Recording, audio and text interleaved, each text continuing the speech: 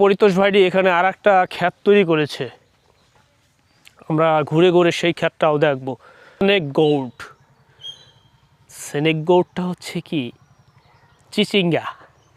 এটাকে আমরা কিন্তু দুধকুশি, মধুকুশি, কুশি আরও বিভিন্ন নাম বলি।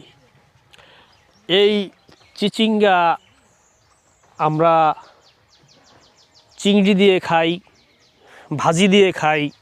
এটার বহুবিধ উপকারিতা আছে। কি উপকারিতা জানো তুমি সেটা? এইটা খাইলে কিন্তু তোমার কোষ্ঠকাঠিন্য দূর হয়। তোমার এটা অ্যান্টিঅক্সিডেন্ট আছে প্রচুর পরিমাণে। তোমার পানির পরিমাণ খুব থাকে, ভিটামিন সি, ডি, আরও কত কি EFG, এইচ অনেক ভালো আছে চিচিঙ্গা। তোরা ভেটকাইতেছিস কে বেড়া? এটার নাম হইল স্নেক গোর্ড।